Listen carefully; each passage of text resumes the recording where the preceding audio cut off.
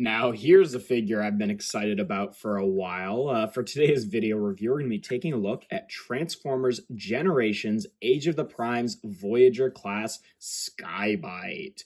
And yeah, it's great to get a new figure of this character. And whew, let me tell you, this really just blows every other figure of Sky-Byte out of the water. No pun intended.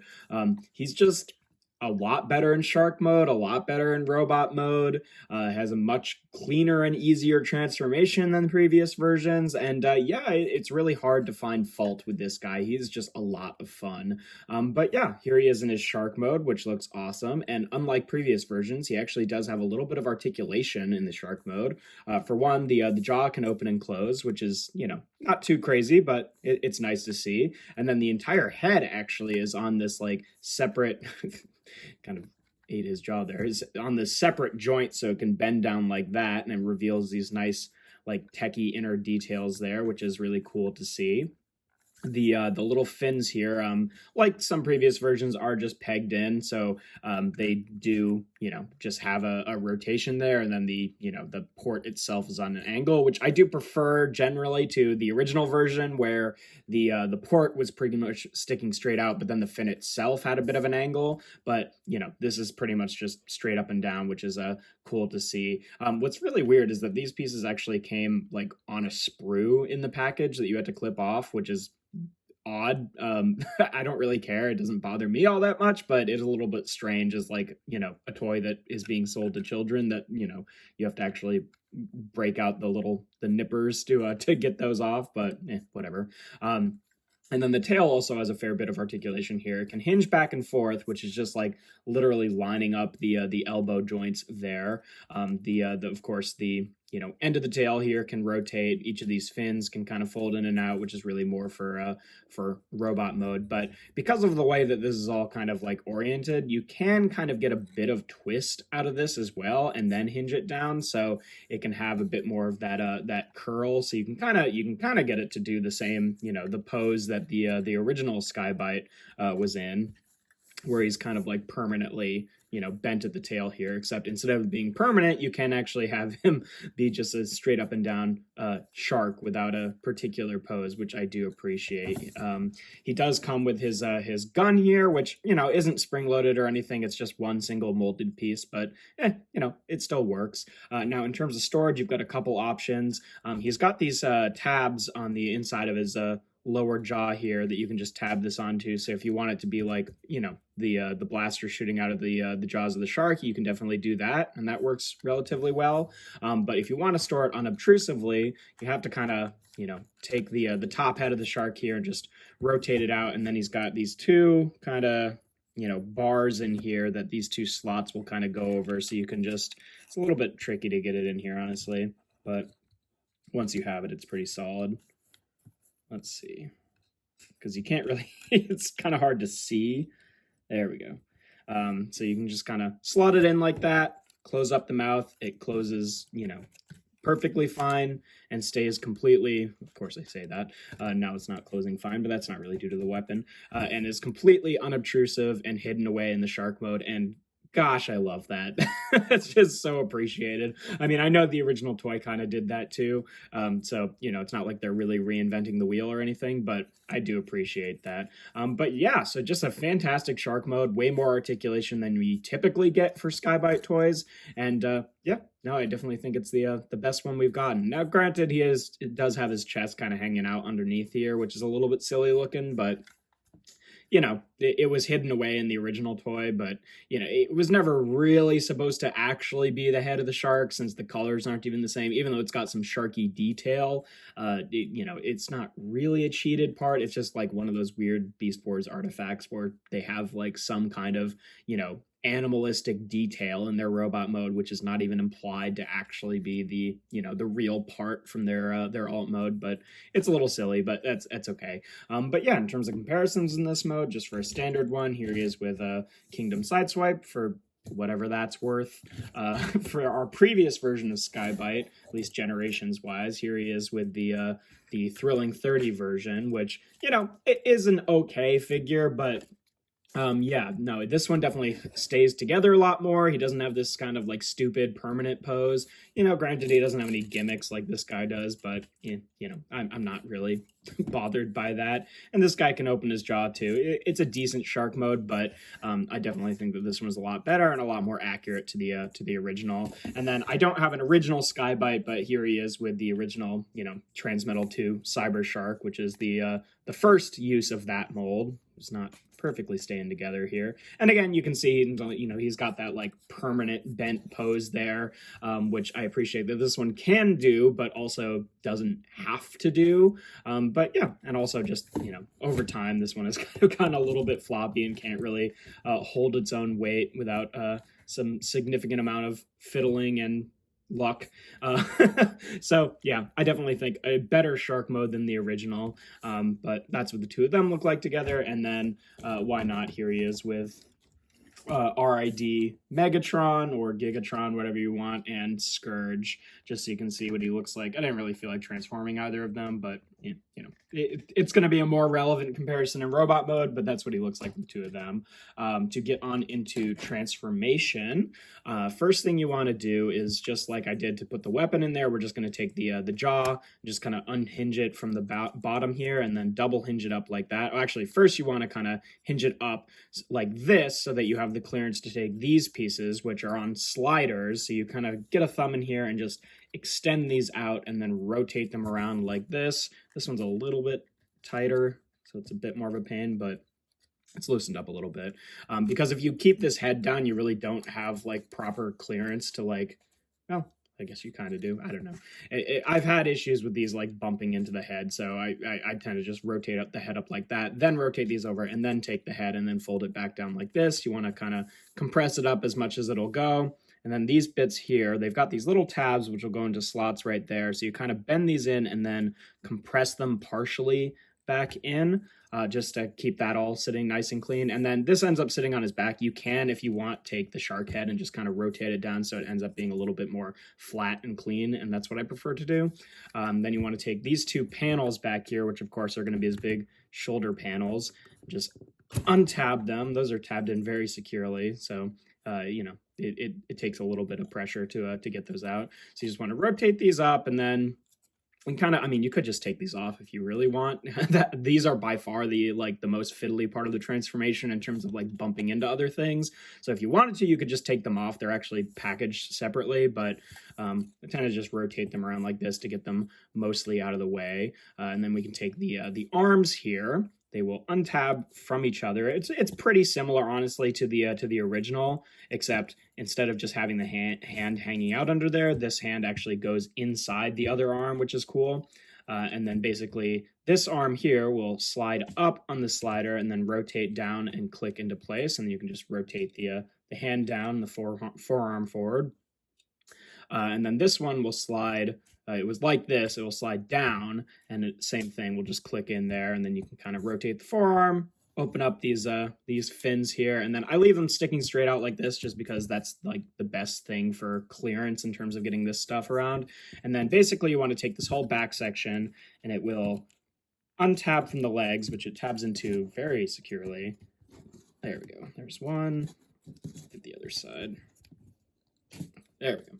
And then this whole thing will hinge up to get the head into place. You kind of have to move these around as you go, which again is what makes it the most fiddly. But even then, it's like nothing compared to like how the original or the Thrilling 31 works, just in terms of like parts bumping into each other. And then these tabs, which were the things that clipped into the legs, will now clip into his back. And you do have to, again, give a fair amount of pressure to get that to clip into properly. And then we could take the legs here and just untab them from each other, and then they will unclip and then double hinge down and then clip back into place, just like that. And then take the bottom jaw of the shark and just rotate it up until it clicks into place to become the feet. And we can rotate the arms down, obviously, and then take the shoulder shoulder pads and orient them however you want. And there we have Sky-Byte in his robot mode. And yeah, this is pretty much exactly what I would want an update of Sky-Byte to look like. He just looks fantastic, and he's so much more solid and actually playable than the other versions of this character that have been released throughout the years. He's just really cool. I really appreciate how everything like really solidly tabs into place back here, so he doesn't have all the like floppy bits that the original had. And like, yeah, these can pose around, but you know, the joints are tight enough that it feels like natural, like it feels like you're posing them rather than like just trying to get them out of the way. But yeah, you know, he's got the big ridiculous shoulder pads, but that's just kind of part of the you know, Sky-Byte design here. But yeah, in terms of articulation, the head is on a ball joint, which rotates around, gets a little bit of, not a ton of wiggle back and forth, but wiggle up and down a little bit. Mine, unfortunately, has a small paint blemish on the top here. Some of the red from his eyes got on there, but whatever. The shoulders here are on swivels, which can rotate around, hinge out to the side about that far. He's got a bicep swivel, 90 degrees of bend at the elbow, a wrist joint, I guess you could call it, and then these bits can fold in. It's kind of unfortunate that these can't also fold in, but you know, I get it with how they hinge up there. And then for this arm, it's the same thing, you know, to the elbow there with the bicep and the elbow, and then the wrist I will say that this does not tab in quite as well as it does on this side. So when you're moving this joint, it does kind of untab itself every once in a while, which is a bit annoying. Again, see, wasn't even trying to illustrate it there, it just happened. But obviously the wrist can hinge in, and that's something that was kind of unexpected, is he actually has a wrist joint on this side too, which is super cool, just by like putting that joint a little bit further up. And something that's just so welcomed is that he actually just has a normal facing elbow on this figure rather than both the other versions that I have, where he's got the stupid gorilla elbow thing going on, which I guess you could do if you wanted to. He's got the joints to make that happen, but again, you know, I just really appreciate that he's actually got a forward facing elbow there. He does have a waist joint, which can rotate around like that. I have noticed on mine that this doesn't quite like squeezed together all the way. I tried to tighten those screws and it didn't really seem to have any effect because the screws are like in the middle and these bits are on the side. It hasn't really caused any problems. It's just something that I noticed. It's like a little bit on the other side, but not quite as bad. He's got universal joints at the hips there, which can go forward and back and out to the side. He's got a thigh swivel, a fairly deep single knee bend, and then if you want to unlock that transformation joint, you can get it a bit more, but it's, you know, kind of hinging in the middle of the shin there. So really that's all that you're super getting there. The ankles cannot rotate, they can tilt. And then, you know, the heel is pretty much attached to the ankle piece, but the toe itself you can fold down. So you can kind of get like a, you know, forward facing ankle tilt, but you can't get a backwards facing ankle tilt, unfortunately. And then the shoulder pads, you can kind of rotate around, hinge up and down. You can rotate these around however you like. So yeah, pretty decent articulation there, especially for, you know, how cluttered Sky-Byte's design usually is. I just feel like it solidly all works super well. And there's not really a whole lot on here that I'm like super missing. I just think it's a really solid figure. Now in terms of his weapons, obviously in this mode, it's a little bit tricky to like get access to this. The gun, like obviously this is where you'd have it stored, but like trying to do it, yeah, there we go, without like undoing the whole backpack. And then you can have him hold that gun like that, and that works decently well. I'm just going to put that off to the side for now instead of putting it back in there, but that's where it can store. And then obviously you can take these off as well, just like you could on the original figure, and make them, you know, knives, which is again why I appreciate that on this one the pegs are straight up and down and that the ports are angled, because now then when he holds it, he's not like, it's not like sticking out at a weird angle like it was with the original. And you know, you can do the silly thing where he's holding both of them as some sort of like weird blade weapon or something. And you know, I didn't really point this out in shark mode, but he does have all the proper like asymmetrical sculpting there on the whole thing. So like these are separate pieces that, you know, easily could have just been the same mold twice, but they're, you know, two different pieces. And yeah, obviously you can see that in his robot mode, but even just like all the detailing on his shark mode, it's all picked out in really nice paint as well, which I appreciate.